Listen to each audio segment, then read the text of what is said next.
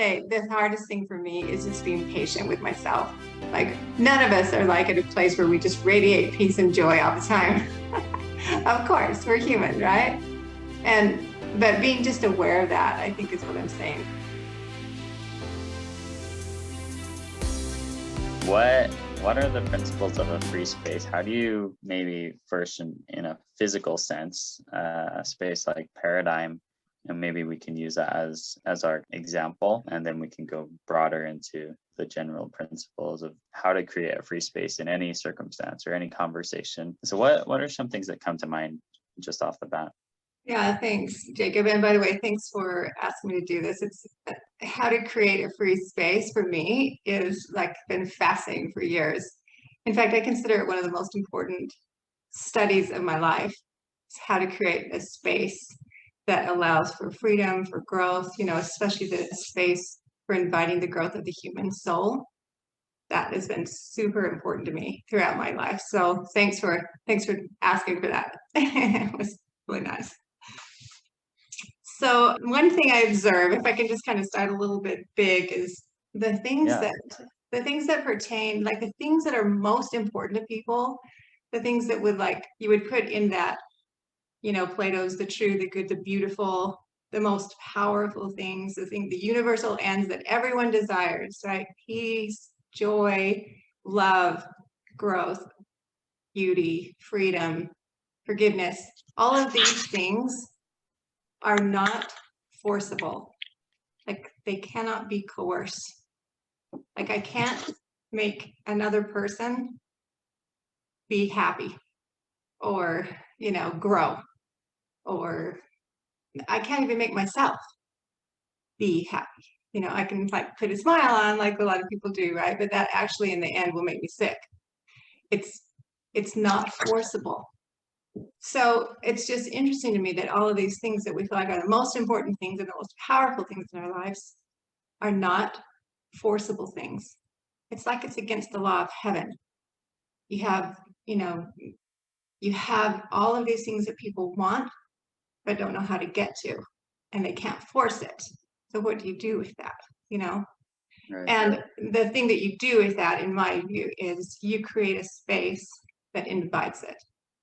And there is definitely a space that can be created to invite those things. So if you consider, for example, like a gardener, they're dealing with a space, right? They're very carefully preparing soil, they're preparing light, how the light comes in, how the watering's going to happen, the structures that they're going to be grown on.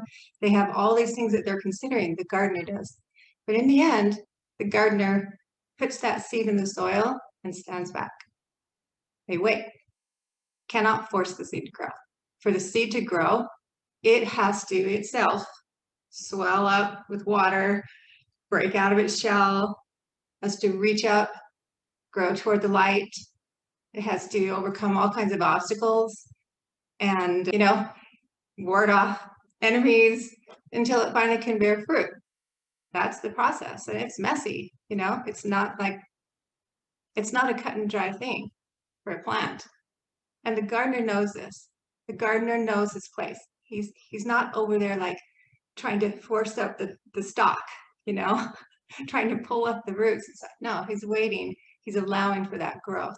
But he is very present there, maintaining that space so that that plant has the optimal opportunity, the optimal invitation to grow.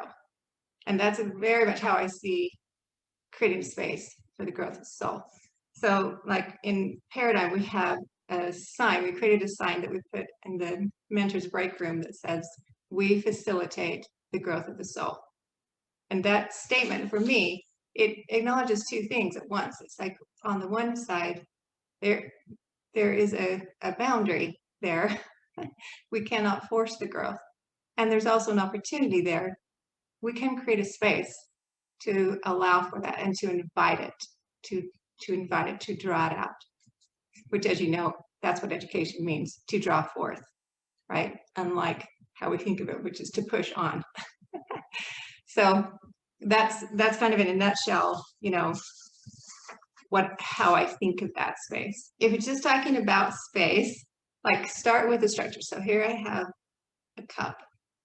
I can hold it in my hand. It's a structure, right? And it defines a space inside the cup and a space outside the cup. And you went to Paradigm, so you've read the Tao.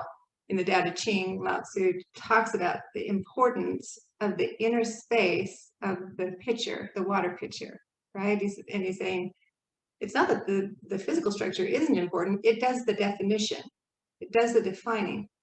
But the inner space is actually where the water is held. If it wasn't there, the cup would have no use. So if you think of a house, right? When you think of a house, you think of walls, doors, windows, a roof. That's what most people think of. But in reality, we don't live in those things. We don't actually live in the roof. We live in the space between the walls. The usable space, the space that we actually use is the inner space. And that space, without that space, the house would have no reason to be, right? It loses its usefulness. And a person is just the same as well. So I'm looking at you, Jacob, and you have a body, which I recognize because I've known you for several years. And yet, if you only were that body, if we only have a body there, we say that person's dead. Like, we don't even consider them in there. Like, they're not even that person if it's just their body. So when I'm looking at you, I'm not just looking at your body. I'm seeing also the other things that are you, that make up you, that inner space. So in all these examples, you can see like there's a structure, there's an inner space, and there's an outer space. So that's kind of like a framework that's really hard, that's sometimes, we don't realize is there, and the importance of understanding that inner space. So really when we're talking about creating a space, what we're talking about is, yes, we are kind of talking about a physical structure, but we're mostly talking about the inner space. Mostly, what I mean by that is what is truly valuable is going to be found in that inner space. So like that space that we're talking about, we think of as empty, but it isn't actually empty. Like we know that no space is actually empty. You probably studied Einstein and his, relativity theory about this space that, the empty space in the universe actually isn't empty. It's like a fabric. He called it like a fabric of space and time that could be pulled or stretched or impacted, and that it isn't empty space. It's full of resonance and waves and etc. So if you think about this, the inner space and the outer space, and think of it as in that sense, that we're really actually dealing with a very different thing than an empty space. So you have a space inside of you, and I have a space inside of me. Those are the inner spaces. And there's also like this river of space between us that we are both right now acting on. We're both impacting this river that's flowing between us. And we know that it has certain, resonances to it, certain wavelengths, right? We know it has audio because you're hearing me, I'm talking, and in a minute you're talking and I'm hearing. So there's something that's allowing that to go back and forth. There's light going back and forth. There's wavelengths there. There's color. There's all kinds of things in the space. So we're not really talking about emptiness. We're talking about substance in that inner space. You know what I'm saying? Wow. Yeah, So, yeah, this is so much deeper than I didn't know what to expect. So this is awesome. Well, I love hopefully it's where you're going. Yeah, you can just like redirect me wherever you want to go. I'm just kind of pulling this out about, this is what I think of when you say a space, Yeah, So, no, that's perfect. And if you want to, you may even use the development of paradigm as an example if you want. okay. Or Okay, yeah. obviously what's most meaningful to you with regards to creating a free space.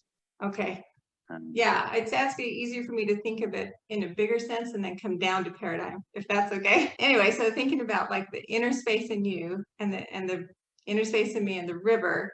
So everybody is responsible for their own space, for being the gardener of their own space. So again, they're not forcible things that we're trying to put in there, but we are the gardeners there. So like the wavelengths of my thoughts, the wavelengths of my emotions, and my spiritual self, my physical self, all of these things are my responsibility. They're my space to garden. They're my garden space. And the way that radiates out into the river between us, that's also my responsibility. You know, that's where my responsibility stops.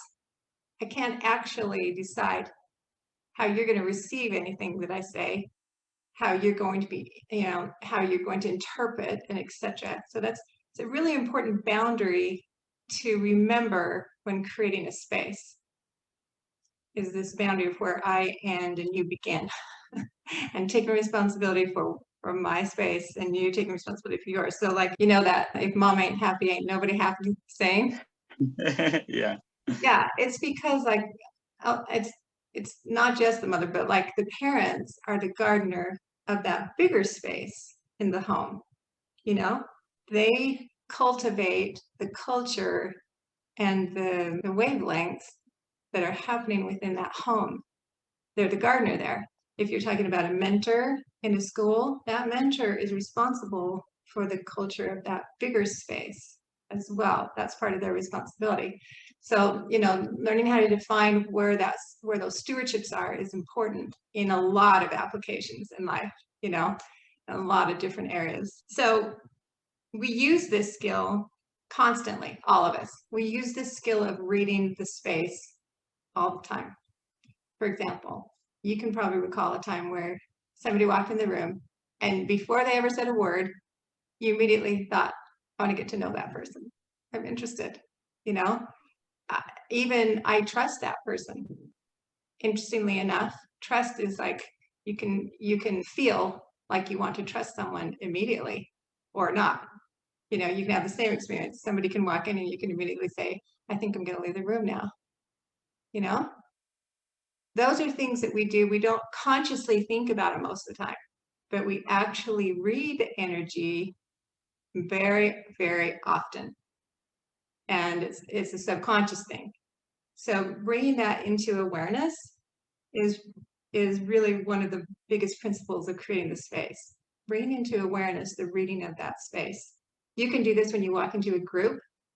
I'm sure you've walked into a classroom and immediately felt welcome or not welcome, free or not free, valued or not valued, right? You can bring that to your consciousness, to your awareness, and say, oh, this is what's happening in the inner space of this classroom. I don't really feel very welcome, or wow, I want to stay here and talk for a while. That's part of those frequencies, those wavelengths that are traveling around the river of the space in that room. So you can even do this like in a book, right? You can feel welcome in a book or not, depending on the wavelengths that have been programmed into that book. So it really pertains to a lot of different, we know that everything is made of energy, of matter times light, right? So all of these rivers of energy flow together and impact each other. Am I breaking up?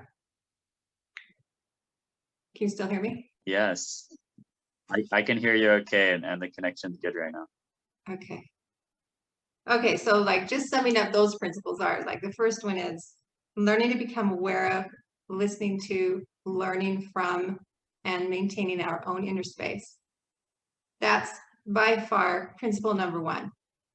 You can't actually give or create or radiate anything that is not already within you. Like Thich Nhat Hanh, if you've ever read him, I love this book. This is Pieces Every Step by Thich Nhat Hanh. He's a Buddhist monk that's from Vietnam, and he has a fascinating story, but he actually done a huge amount of work on the inner space. He doesn't call it the inner space, but one of his stories I thought was fascinating was he came over, he's from Vietnam, right? And he was living during the war when his villages, his people were being bombed and killed and hurt by this war. And he actually came to America to try to understand his enemy, basically. I thought that was fascinating, just that fact in itself. How many people do that? He traveled across the world to understand his enemy. And he went to a peace rally. And the people there were just up in arms. Maybe you've been to this kind of rally before. You know, like they just were like yelling and chanting, stop the war. And they actually yelled and screamed at Thich Nhat Hanh and said, you're not doing any good here. Go back and tell the soldiers to stop the war and come home and etc. And he looked at them and he said, you cannot help in the cause of peace until you are peace yourself.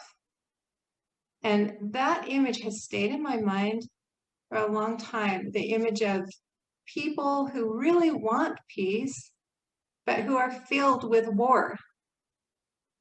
This happens to me a lot. I want peace, but I'm often filled with war.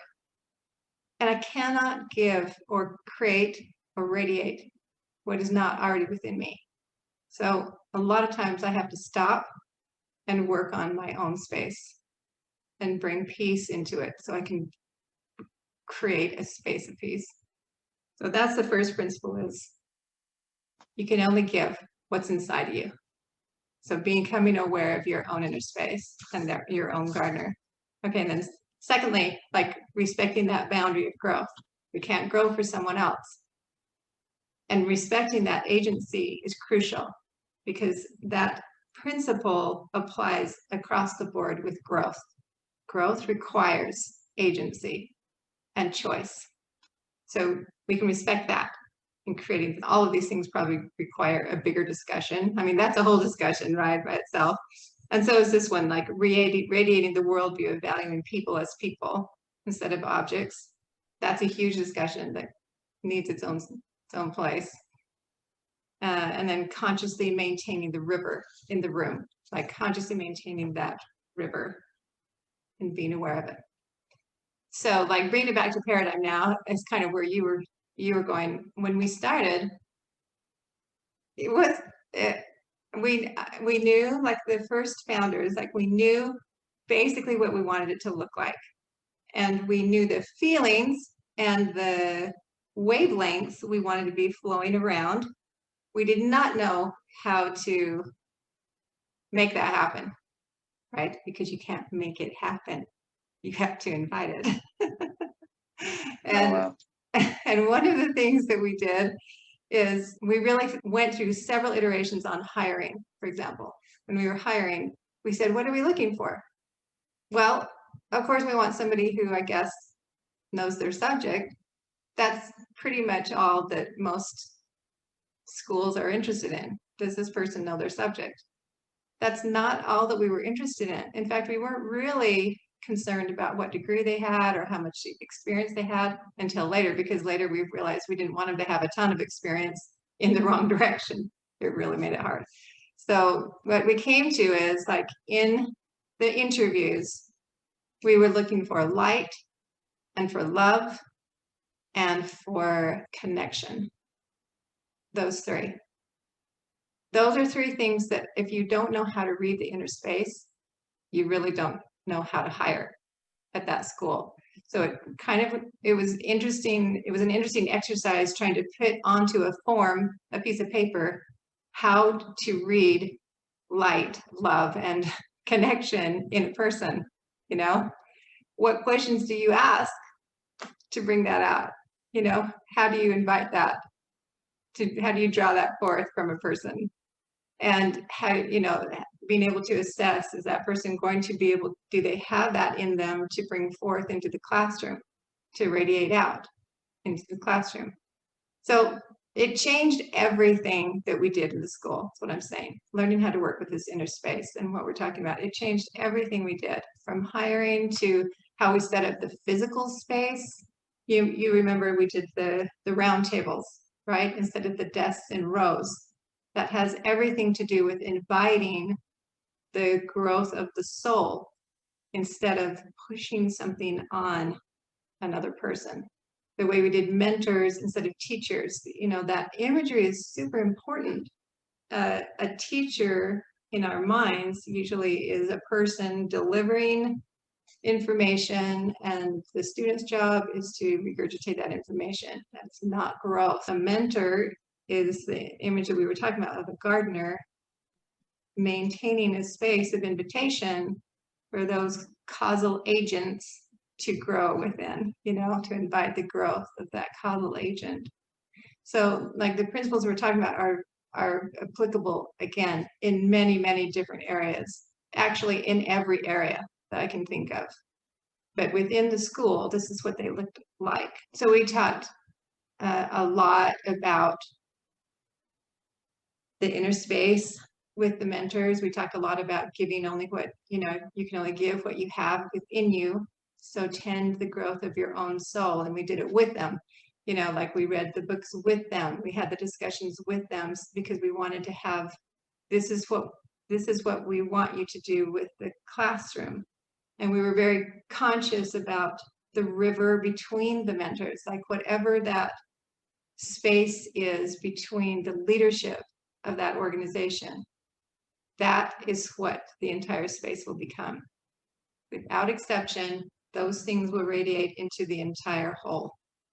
And so you tend the river of the relationship of those leaders, and you can do it consciously. We would stop in the middle of a mentor meeting and say, what's the river doing? What's the space feel like? And we were pretty honest, which is another part of, creating a space for honesty, to invite honesty. You can't force honesty, but you can invite it. And people would speak up and say, well, I don't feel comfortable here, or I actually don't feel like I can speak up. Well, let's talk about that. Creating a space that's open enough for people to speak up requires a great deal of humility and honesty from the leaders. Whether you're a mentor with a classroom or whether you're like a leader of an organization, I don't care which kind of leader you are, or parent, you are required, if you want to create this space, to be humble and open and honest. And that's hard to do. So how do you invite honesty and humility and openness into, how do you invite people to be that way? You are that way. So again, you can only invite what you are. So you practice on yourself, like you practice yourself, being really honest with yourself. Can I trust myself? Do I listen to myself? Do I even know what I'm feeling? Most people, I would say, don't know what they're feeling at any given time, because at least in this part of the world, we're mostly invited to stuff our feelings or pretend that they're not there, or take them out on other people, or escape them in addictions or other, like just virtual space and etc. We're not really invited to learn to listen to them and learn from them.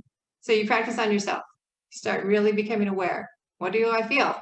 What am I thinking? And why? Like becoming aware of that inner space and tending it is first.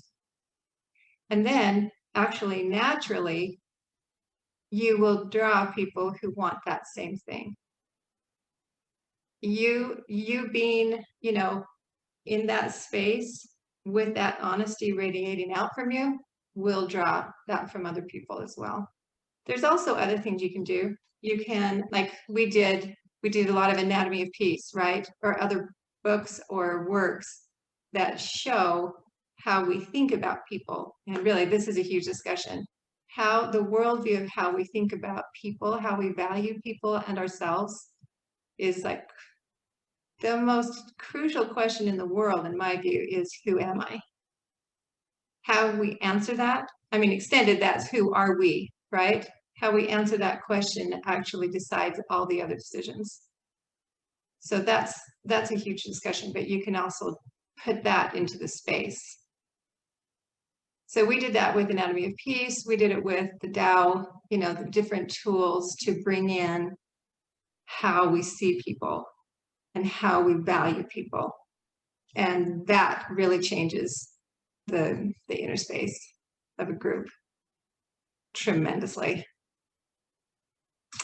other ways. I'm trying to think of how else you invite. Yeah, actually, those are the two main ones that I know of. Be it yourself, and then use tools to invite that into the actual space. So like books and discussions and questions Yes. that make people ponder and think. Yeah. Would you say discussion is, oh, sorry. First is the experience. So that person is going to experience that from you. Then they're going to need to put a thought around that experience. So there's the tools. That made sense. So first is the experience. I say that because some people try to put in the tools without the experience. It doesn't work. You have to experience it, and then you can put a thought around it. Otherwise, you're just philosophizing. It doesn't really become real. Could you give a practical example of an experience and then putting a thought around that? Yeah. Yes. Yeah. Let me think of a good one here. So one day I was teaching a class. This is a student class. We were discussing a book, and this was a middle school grade girls. So they're 12, 13, something like that. And very close. Their emotions are very close to the surface. That's why I say that.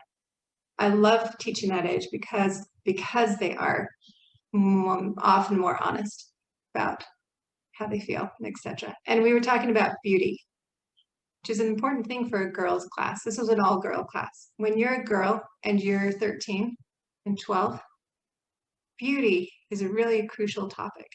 What is beauty? So we were studying what is beauty. We were studying it from all different places. We were studying it philosophically, and we were studying it in the classics, and etc.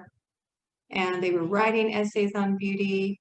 And so we did a lot of philosophizing about beauty. But one day, as one of the girls gave their orals, she was talking about how at the beginning of the class, she almost left the class because she felt so unbeautiful herself. And not just unbeautiful on the outside, but like unbeautiful on the inside. And she couldn't bear the discussion. And she said, as she went through and she really studied beauty and what it was, she came to the conclusion that she could not be beautiful, because she determined from her religious course that she was from God, and nothing that comes from God can be anything but beautiful. And it started her on a different path on that inner space of herself, learning to see differently as she gardens her space, right? Learning to see herself differently. And as she started to experience that with herself, it opened up for her all different kinds of a different kind of space for her to grow in, that she started to the joy came in. So there's the inviting the joy. And as she was telling us about this in the oral, she just started bawling. She just started weeping. And she said, I had no idea that I could be beautiful. She said, we've been talking about it the whole semester, but I did never have the understanding that I could be beautiful.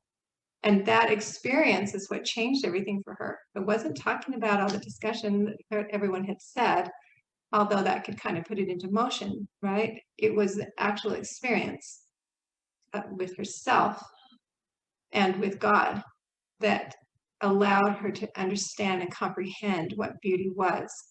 Then she could radiate it, and she was beautiful. What she radiated was beauty, and it was so wonderful to see it. So anyway, there's kind of like an example of the difference between philosophizing, putting the thought around it, and the experience itself. Two different things, but they need to go together. Wow. Yeah, I'm trying to wrap my head around that.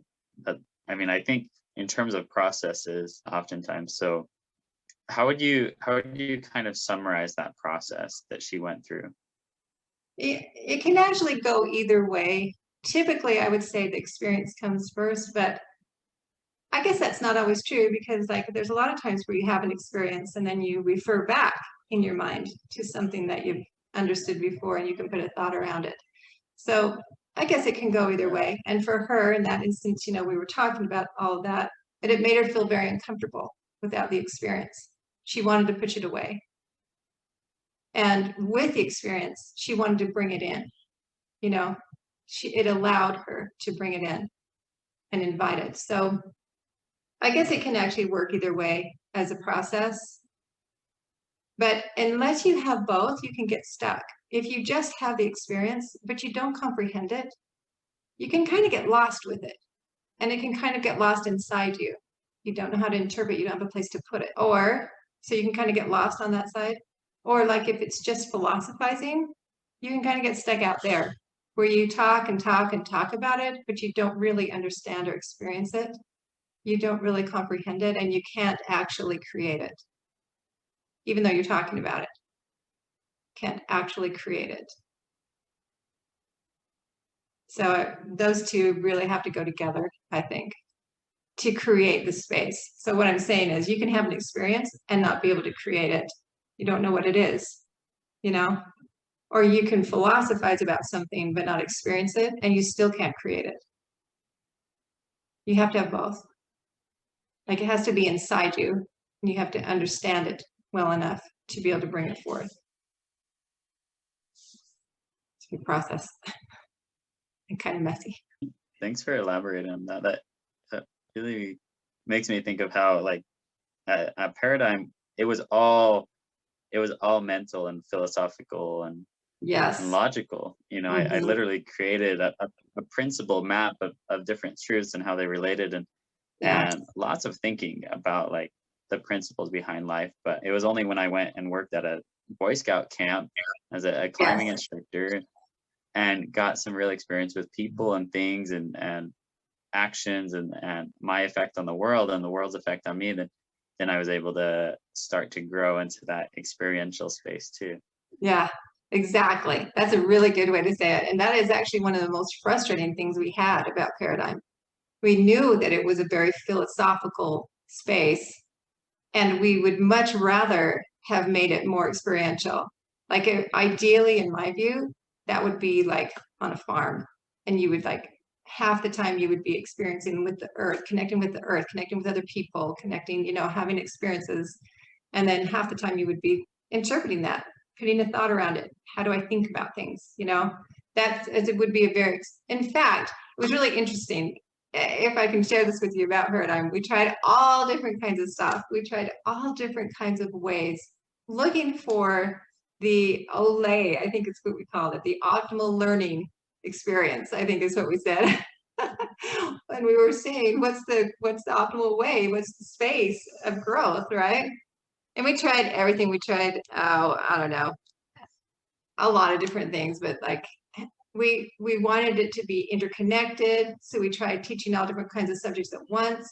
We tried having two mentors in there, just like spelling each other off. You take English, I'll take history, and see if we can put that together. We tried like having, all the grades put together in one. Nobody knew what grade they were in, or I mean, they knew what grade they were in, I guess, but not what everyone was in. Having everything mixed or having it like pulled apart. So different kinds of, different levels of kids were at different places. We tried all different kinds of things. And what we came down to in the end looked like this. There was the optimal space was created when you had a male mentor and a female mentor, interestingly, in the same space, doing the same lesson, not like spelling each other off, both intent on giving that lesson at the same time. And I mean, of course, they were taking turns, but they were both in the discussion at all times with a small group of students, never more than 20, much more ideal, like 12 to 15. And then putting in all of those principles that we just talked about, how to see people, how to invite growth, and creating the space. And that, anyway, when we got done with it, it hit me that it was just the family in the earth. That is the optimal growing space. And I thought about how, if we could have done it all, if we could have grown like we wouldn't have come. We would have stayed in heaven and we would have just philosophized about all that stuff and not actually experienced it on the earth. But it doesn't work that way. Like we have to actually come to the earth, experience it, and then comprehend it. Or, we're saying that process can go either way, but it doesn't happen without the literal actual experience and the interpretation of that experience. And it happens best in that small group family that is specially made, for that little group of people to draw out personal growth and help growth to happen and prepare the space. That's what parents do. They prepare a space. They can't make those kids grow, and they don't want to. They want to invite them. So anyway, that is the true school or the true space or the whatever. It's families on the earth. That's what I came to. It's families on the earth. That's what God set up, and I suppose we should realize He would be the best at this, right? He creates the space and invites our growth, but He does not force it. He only invites us. But He really maintains His space well. And He radiates the good, the true, and the beautiful in amazing ways all the time. Which we can't do yet, obviously. But we can see it and feel it, experience it. So how would you say a person can better learn and apply those kind of principles in creating free spaces in their own lives and their own interactions with others? Yeah, so again, the first principle is awareness of self, coming to garden your own space. So I guess questions to ask would be what do I feel? And what do I do with the feelings? Something to ask that we don't usually ask, What do I think? And what do I do with the thoughts? How, and then the different dimensions of the self. So we've got an emotional dimension, field. I just call them energy fields. They have a literal substance like everything else. They have a frequency. They have a wavelength connected to them. So you can work with them. You can literally work with your feelings like a wavelength. Your thoughts are a specific wavelength. So learning to work with your own fields and being conscious and present about what they are inside and how they're radiating into the bigger space, the space of the river. That's number one. That is the thing that I'm sure it will take our whole lives to figure out how to do this, but that's what affects what you're talking about, being able to create a space and work with it with others. That's the primary thing. Is it okay to talk religiously here? Yeah, it is. Okay. Feel free to share whatever you feel, and okay. Personally or religiously or however. So the scriptures say that God, without compulsory means, draws us to Him. So never at any time does God pull us or push us or force us to come to Him. He, without compulsory means, literally radiates joy, peace, all those things we talked about, the things that can't be forced. He radiates them out to us. And we voluntarily, because we want those, and we're designed to thrive in them, just like a plant is designed to thrive in the sunlight. We're designed to thrive in joy and in peace. We voluntarily go to Him. We come to Him. We love Him.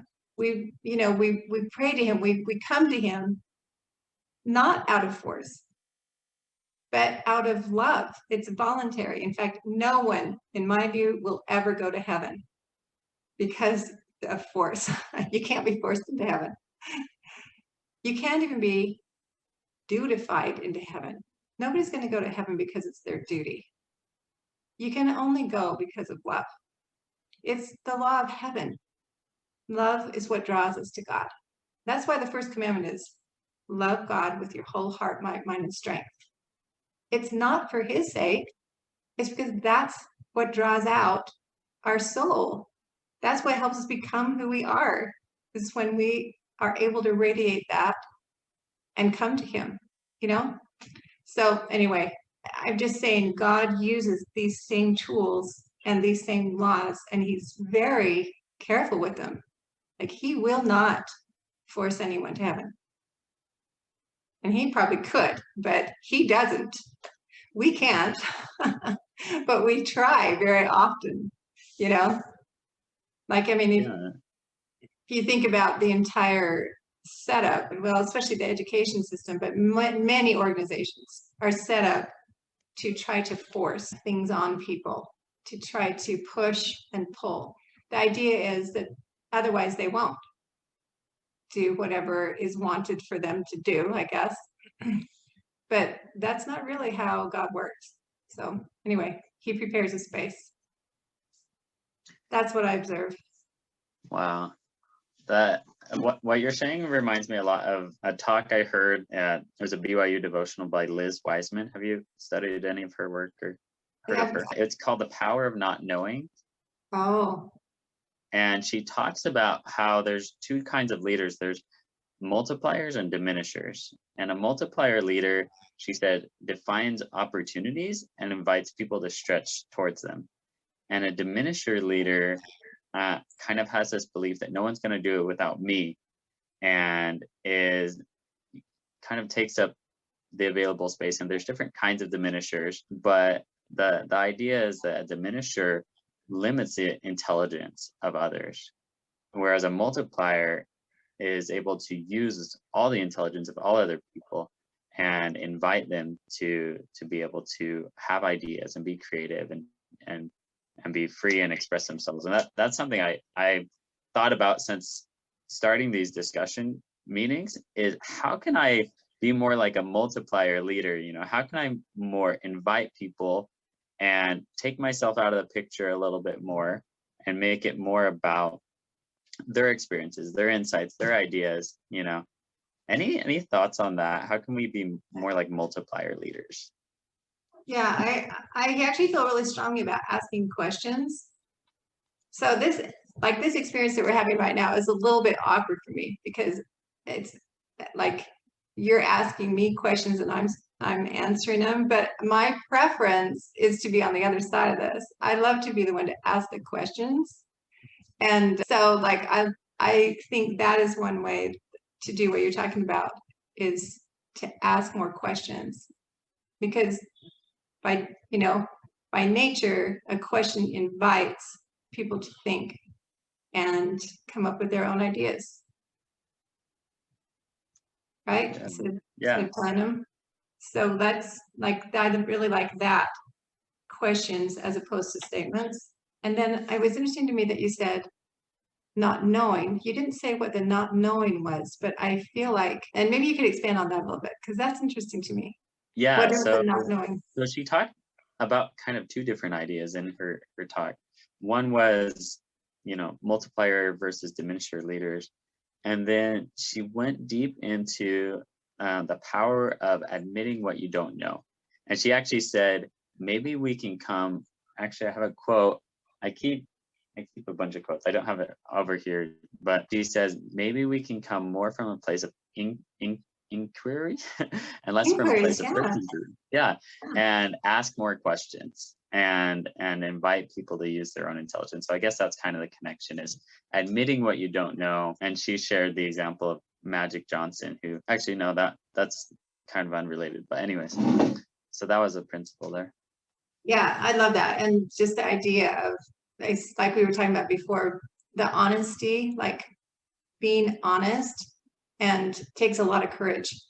Actually being honest takes a lot of courage as a leader, you know. And I also think what goes along with that is the not knowing the outcome necessarily. Like, if you can't control how somebody's going to grow, what that means is you don't know what's going to happen. that not knowing can be really uncomfortable, you know. It's why we have all the high stake tests. and why we have all the, the pushing and pulling and prodding and bribery and all the different stuff that we do, right? Because we're really not very comfortable with not knowing the outcome. And that is part of growing. You don't actually know when you put the seed in what's going to happen exactly. You got to be okay with that.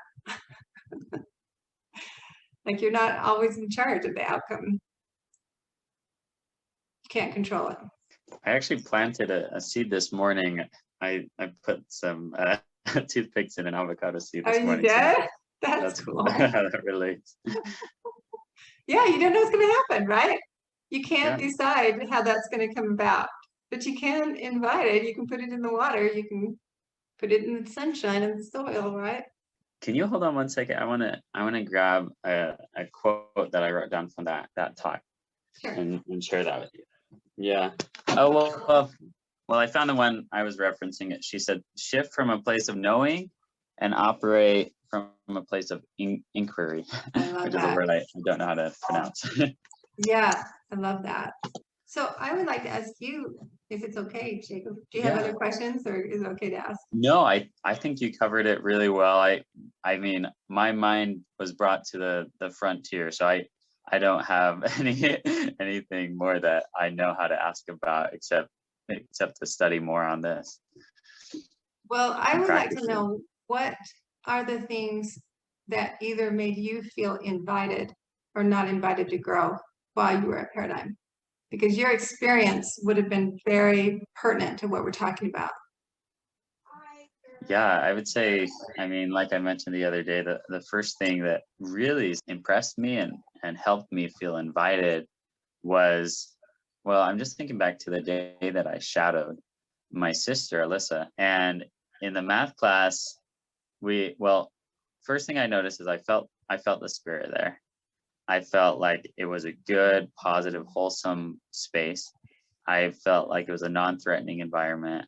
I felt like I could ask any question and people would be okay with that, and I could get answers, and I could search and express any idea. And then as I went throughout the day, just the way that the classes went, where it was very evident to me that this is a place where they value human beings, they value what you think, and they value your experiences, they value your agency was evident to me on that first day. Even I remember in the math class,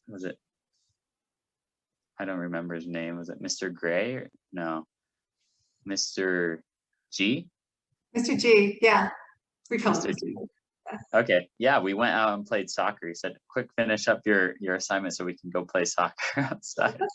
And it was that I would say, it showed me that they value your human experience and more than just the subject itself. So those were some things. Yeah.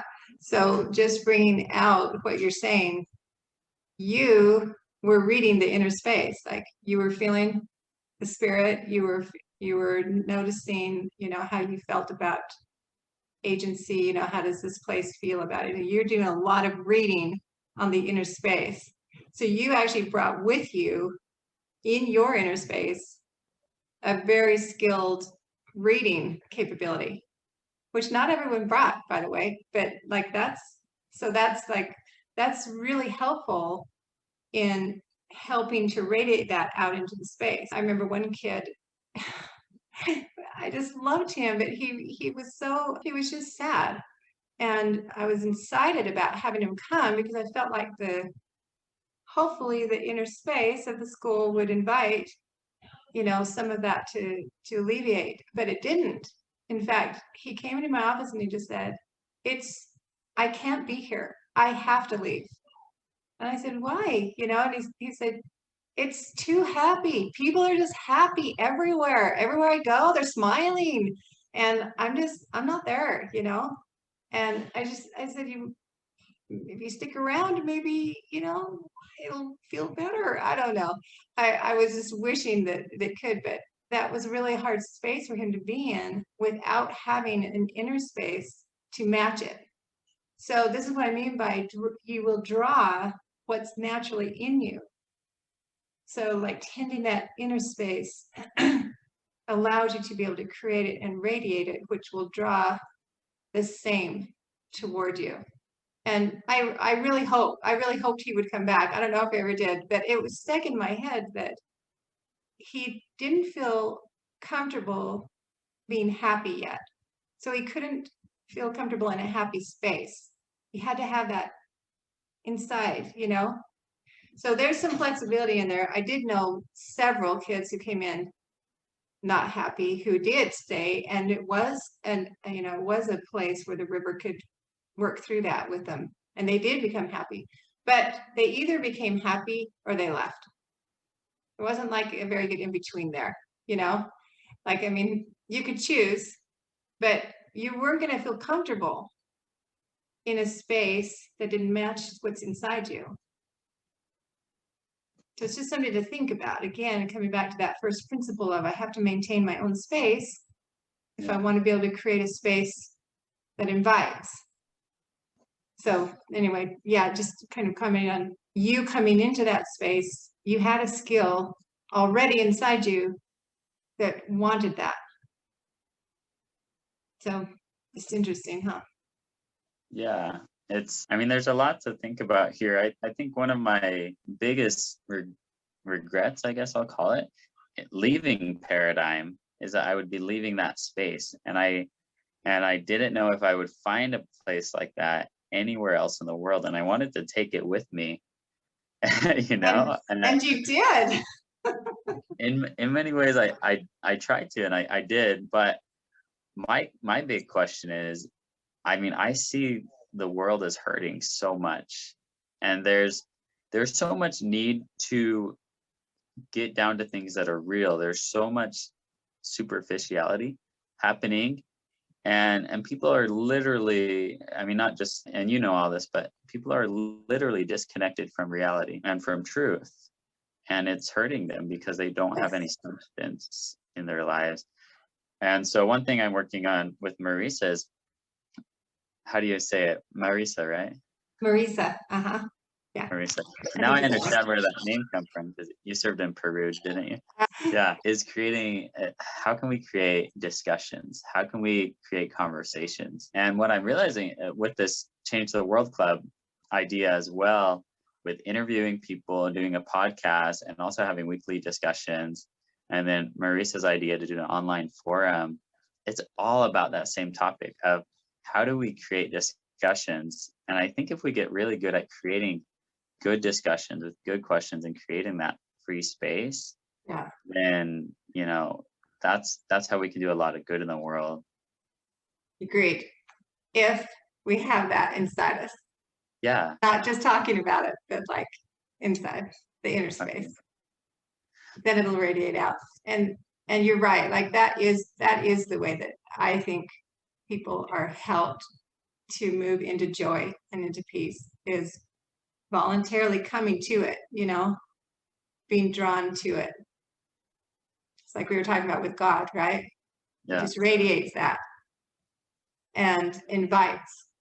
So, I mean, there's a lot of tools that go with that. It's not like you just go stand in the middle of a space and hope people come, right? So there's the tools that go around that right now in this age of the world. That would be social media. That would be, you know, how do we apply this in the time we're in and with the tools we have? But that's still the idea. That's still the first principle, is what's inside me. You're giving me lots of things to think about. So thank you so much for everything you shared. I have to say, the hardest thing for me is just being patient with myself. Like, none of us are like at a place where we just radiate peace and joy all the time. Of course, we're human, right? But being just aware of that, I think, is what I'm saying. Trying to be aware and invite those things inside us to be able to radiate out. And then being patient with the growing in ourselves. Like, that's one of the hardest things for me, I think, is being patient. Growing is so messy. It just is. And being patient with the mess is hard for me. Inside myself. You know what I'm saying? Yeah. Messiness inside myself. Being patient with that and letting it grow as it can. So would you mind if I ask you one last question? Are you pressed for time? I don't want to. Okay. The question that I have as you're talking is what are some things that you do in order to maintain that inner space and to have Oh, more of oh, the peace versus the war inside of you? yeah, that's super good. That's a really good question. I've thought about that too a lot, and I don't know that I'm an expert at it, but these are the things that I do. Definitely meditation is one, meaning for me, that means praying, but actually praying in a different way than I used to. Like praying consciously in a way that invites peace instead of, I want to say, self-judgment or others' judgment, or desperation even. I don't know. The way we pray or the way we meditate is important. Thinking about what invites peace and joy and love into us. There's two different ways to do these kinds of things, right? Probably more than two, but like simplified, there's at least two. Yeah. And I didn't realize that for a long time. Like I really didn't realize that I wasn't inviting a space of peace, even in my meditations. Definitely reading, Thich Nhat Hanh scriptures, the Tao, all the different things that help my mind understand and comprehend the things I'm experiencing. It's really helpful to me. And then self-care, like in all the fields. So consciously being aware of all my fields. How do I feel? Being able to put that into words and work with it. How do I think? Thinking about how I think. It's important. So I do that. And how do I work with my thoughts? Am I too much in my head? Do I need to go connect with the earth? So I try every day to connect with the earth. I just find that that is so healing and helpful to my entire existence. So I'm like in the earth, running or just in the sunshine, just the vitamin D in the sunshine and being connected with the earth. 4 connections I really work on. One is the earth, one is with God, one is with myself, and one is with other people. So I kind of try to keep tabs on where I'm at with that. Am I connected to myself or am I disconnected? That's a really big question. Same thing with God, right? Same thing with other people and etc. So that's one way. And then playing is super important for me in doing what we're talking about here, like taking care of the inner self. So I literally, I didn't grow up in a family that played very much. We worked and we really worked hard and we got a lot of satisfaction out of that. But it wasn't very helpful in taking care of the space that I'm talking about right now. So, I mean, it was in some ways, but not in others. So I consciously take time to play every day. So we do, like at our house, we do, we play on instruments, we play games, we read together, I don't know, we have parties and we have potato parties, I don't know, just the stuff you do, right, when you play. But that has actually been a really important factor for me, is playing.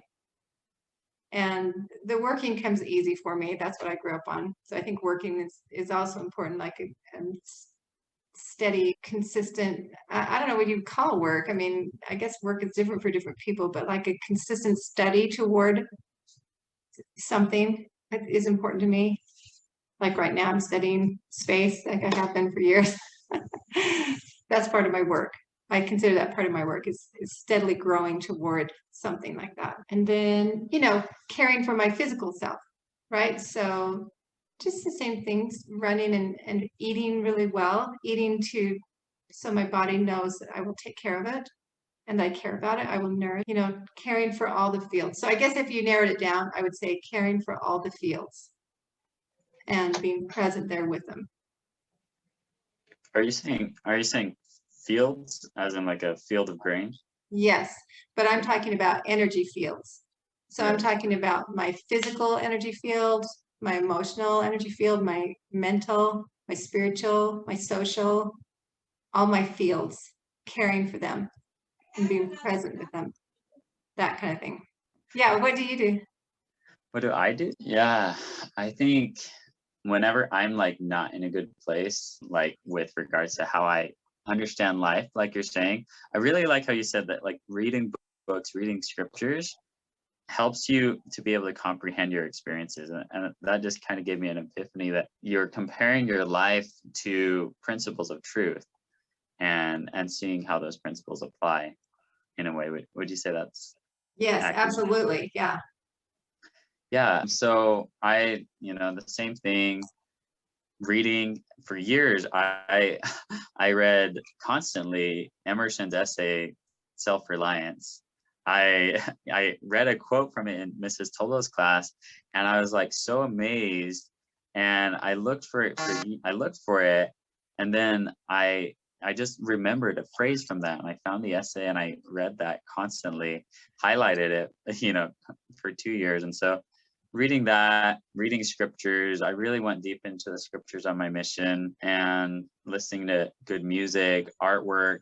There was a time period where I just started listing, and I feel like I'm in the time right now where I want to do this again, where I just started listing spaces, people, books, and movies and music that were things of quality. For me, it's all about media, those things that we're taking into ourselves, which affect how we see things. So yeah, those are some things. I'm so glad you mentioned art. That's such a big one. The power of art on the growth of the soul. That's huge. Yeah, I love that. And the mission also, like, that's a really good example of how, like, you went really deep into the scriptures, but you were also at the same time in a real life application experience on the ground, right? Yeah. It wasn't philosophical. It was like meeting real people and having real discussions with them, and etc. And having, not just talking about it, but experiencing it at the same time. So that's a really good example, actually. That I saw it that way too. I saw it as the gospel in action. It was literally my worldview, and I'm going to take this and I'm going to try to apply it to all these people, on 2 continents. It became, or well, I guess 1 continent, but 2 different countries. And it was just interesting to see, I guess, looking back with what we've talked about now, to see how my inner field, or my inner space affected the space that we created I had a companion where we weren't getting along, and that totally limited our ability to teach people. Yes. Yeah. That river between the leaders will necessarily go out. That's what will be radiated, Super hard though, like, to have that good all the time. Yeah.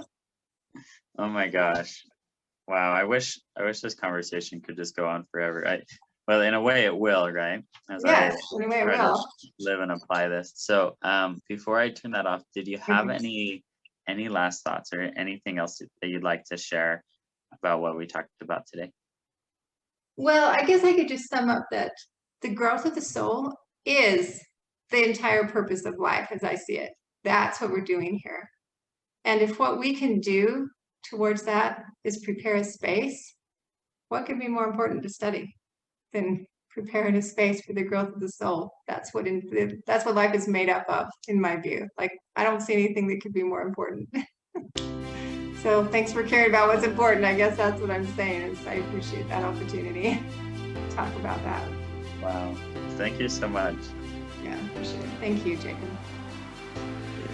All right.